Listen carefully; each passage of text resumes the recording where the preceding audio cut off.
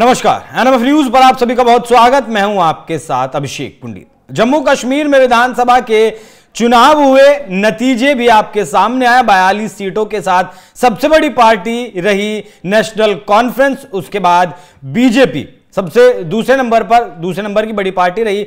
29 सीटें उसने जीती, लेकिन कांग्रेस पार्टी वो प्रदर्शन नहीं दोहरा पाई, माफ कीजिएगा, वो प्रदर्शन नहीं कर पाई जिस प्रदर्शन की उम्मीद नेशनल कॉन्फ्रेंस ने उससे की थी, आस लगाई थी। और शायद यही कारण था कि चुनाव से पहले या चुनाव के बीच में उमर अब्दुल्ला की तरफ से कहा गया था कि कश्मीर में राहुल गांधी क्या कर रहे हैं चुनाव प्रचार कर, उन्हें जम्मू क्षेत्र में जाना चाहिए। लेकिन आज उसकी बात नहीं करेंगे, बात करेंगे आज इंजीनियर राशिद की, जिन्होंने अभी जून में जब नतीजे आए, 4 जून को जब नतीजे आए लोकसभा चुनाव के, और कश्मीर के नतीजे चौंकाने वाले थे। कश्मीर के नतीजे थे कि राशिद इंजीनियर ने फारूक अब्दुल्ला को लोकसभा चुनाव में 2 लाख से ज्यादा वोटों से चुनाव हराया था। और कहीं ना कहीं राजनीतिक जो जमीन थी नेशनल कॉन्फ्रेंस की, पूरी नेशनल कॉन्फ्रेंस की, वो हिलती हुई दिखाई दी थी। और अब इन्हीं इंजीनियर राशिद ने यह आरोप लगाया है कि धारा 370 जिस वक्त कश्मीर से हटाई गई, उस वक्त अब्दुल्ला परिवार से बात की गई थी, फारूक अब्दुल्ला हो या फिर उमर अब्दुल्ला हो, दोनों के साथ बातचीत की गई थी। और अब जब उमर अब्दुल्ला ने जम्मू कश्मीर के मुख्यमंत्री के तौर पर शपथ ली, तब भी वो पूरा मैच फिक्स था। ऐसा क्यों उन्होंने कहा, इसकी पूरी के पूरी पीछे की क्या कुछ कहानी है, क्या कुछ हो सकता है, और ऐसा क्यों राशिद इंजीनियर ने कहा है कि मैच तो पहले ही फिक्स था, डील पहले ही फिक्स थी और 370 के बदले उमर अब्दुल्ला को बनाया गया है जम्मू कश्मीर का मुख्यमंत्री। लेकिन यह मैं आपको बताऊं, उससे पहले आप समझ लीजिए कि जम्मू कश्मीर में पहले मुख्यमंत्री ऐसे बने हैं उमर अब्दुल्ला, जिन्होंने हिंदुस्तान के संविधान की शपथ ली है। इससे पहले जो जम्मू कश्मीर का अपना अलग संविधान हुआ करता था, उसी की शपथ ली जाती थी। एक विधान, मतलब देश में 2 विधान थे,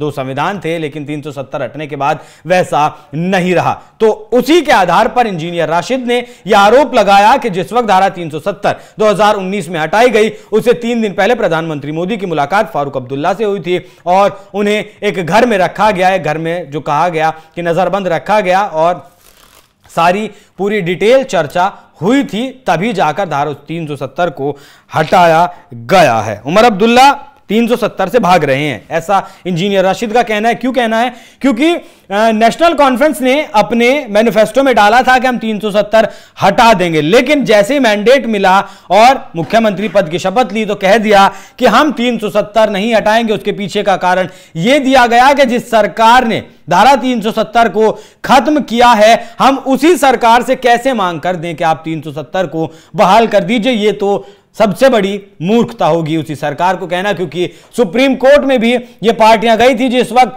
370 हटाई गई थी। उस वक्त कांग्रेस पार्टी, नेशनल कॉन्फ्रेंस और महबूबा मुफ्ती की पीडीपी ही ऐसी पार्टी थी जो 370 के विरोध में थी। बाकी जितनी भी राजनीतिक पार्टियां हैं वो ज्यादातर मोदी सरकार के समर्थन में खड़ी थी। और शायद अब यही वजह है, 370 ही वजह है कि कांग्रेस पार्टी ने दूरी बना ली है नेशनल कॉन्फ्रेंस से। और सरकार में जब शपथ ली गई मुख्यमंत्री के तौर पर उमर अब्दुल्ला ने, तब एक डिप्टी सीएम भी बनाया गया। और वो डिप्टी सीएम आपको जानकर हैरानी होगी कि एक हिंदू है, एक हिंदू को एक मंत्री भी बनाया गया। इस तरीके से कहीं ना कहीं नेशनल कॉन्फ्रेंस हिंदुओं का जो जातिगत समीकरण है उसे भी साधने की कोशिश कर रही है। अब आते हैं इंजीनियर राशिद के बयान पर। उन्होंने कहा कि 3 दिन पहले फारूक अब्दुल्ला से मुलाकात की गई, 370 हटाने से पहले। मुलाकात के बाद फारूक अब्दुल्ला ने कहा कि कुछ भी नहीं हटने वाला था, लेकिन इसे हटा दिया गया और फारूक और उमर अब्दुल्ला को गेस्ट हाउस में रखा गया। ऐसा लगता है कि फारूक और उमर अब्दुल्ला इसमें शामिल थे। रशीद ने कहा पीएम मोदी ने उनसे सलाह मशवरा करने के बाद 370 हटाया। यह सब मैच फिक्सिंग थी, इसमें कोई संदेह नहीं है कि भाजपा ने एनसी को सत्ता में आने में मदद की। यही बात अब चर्चा का विषय बनी हुई है कि राशिद ने कहा, इंजीनियर राशिद ने कहा है कि नेशनल कॉन्फ्रेंस की मदद की है बीजेपी ने सत्ता में आने के लिए। अब इसकी एक टाइमलाइन समझिए। जिस वक्त लोकसभा के चुनाव इस देश में चल रहे थे, लोकसभा चुनाव जब कश्मीर में मतदान होना था, उससे कुछ दिन पहले इंजीनियर राशिद जमानत लेकर जेल से बाहर आते हैं। आरोप लगता है बीजेपी के ऊपर कि कहीं ना कहीं नेशनल कॉन्फ्रेंस की जमीन को हड़पने के लिए, नेशनल कॉन्फ्रेंस के प्रभुत्व को कम करने के लिए, कहीं ना कहीं उनका वोट बैंक ट्रांसफर करने के लिए जमानत दी गई इंजीनियर राशिद को। और हुआ भी वैसा ही। उमर अब्दुल्ला लोकसभा चुनाव में अपनी सीट नहीं बचा पाए थे। 2 लाख से ज्यादा वोटों से इंजीनियर राशिद ने उन्हें हरा दिया था, क्योंकि कश्मीर क्षेत्र में ऐसा कहा जाता है कि जो नेता जितना जहरीला बोलेगा, हिंदुओं के खिलाफ बोलेगा, पाकिस्तान परस्ती की बात करेगा, उस नेता के पक्ष में ज्यादातर वोट पड़ते हैं। तो अब लोग ऐसी चर्चा कर रहे हैं कि कहीं ना कहीं इसी आधार पर बीजेपी ने भी उमर अब्दुल्ला से यह कहा होगा कि लोकसभा चुनाव में तो आप अपनी सीट नहीं बचा पाए, तो विधानसभा चुनाव में भी क्या वैसा ही कुछ करने का इरादा है। तो बीजेपी इस बात को भी जानती थी कि कश्मीर में उसका बहुत ज्यादा प्रभुत्व नहीं है, वोट बैंक नहीं है। हालांकि जम्मू क्षेत्र में 29 सीटें जरूर बीजेपी ने जीती, लेकिन 42 सीटें जीती नेशनल कॉन्फ्रेंस ने, 6 सीटें जीती आपकी कांग्रेस पार्टी ने, 51 सीटों में से 42 जीती हैं उमर अब्दुल्ला की पार्टी ने, और 31 सीटों में से 6 सीटें जीती हैं कांग्रेस पार्टी ने। और शायद यही कारण है कि दोनों पार्टियों का अब मोहभंग भी हो गया है। और क्या अगर सही तरीके से इंजीनियर राशिद विधानसभा चुनाव में प्रचार करते, चुनावों का प्रचार करते, तो भी नेशनल कॉन्फ्रेंस को खतरा था सत्ता में आने के लिए। इसीलिए अब शायद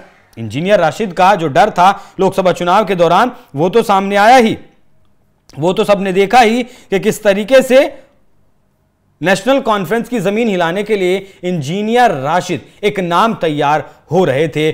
तो भले ही अब सुर में जो सुर मिलाए हैं, सुर में सुर जो मिलाए गए हैं उमर अब्दुल्ला ने और मनोज सिन्हा का भी ऐसे बनाया ना कि दोनों मिलकर काम करेंगे। 370 हटाने की बात को उन्होंने कैंसिल कर दिया कि हम ऐसा कुछ करने वाले नहीं है, केंद्र की सरकार से हम मिलकर काम करेंगे, क्योंकि जम्मू कश्मीर में बहुत सारे ऐसे अधिकार हैं जो एक मुख्यमंत्री के पास नहीं है। लेकिन ये अधिकार दिल्ली, माफ कीजिएगा, जिस तरीके से दिल्ली के एलजी के पास बहुत सारे अधिकार हैं, वैसे ही जब से यूनियन टेरिटरी बना है जम्मू कश्मीर, वैसे ही तब से ये एलजी के पास जो है, मनोज सिन्हा जो एलजी हैं, उनके पास ये बहुत सारे अधिकार हैं। और अगर एलजी के साथ मिलकर उमर अब्दुल्ला काम नहीं करेंगे, तब सरकार चलाने में दिक्कतें सामने आ सकती हैं। तो इंजीनियर राशिद कहीं ना कहीं कश्मीर की राजनीति का बहुत बड़ा टर्निंग पॉइंट साबित हुए 2024 के लोकसभा चुनाव में, और कहीं ना कहीं टर्निंग पॉइंट आने वाले वक्त में भी साबित हो सकते हैं। और खुद की पार्टी का वजूद बचाने के लिए नेशनल कॉन्फ्रेंस कहीं ना कहीं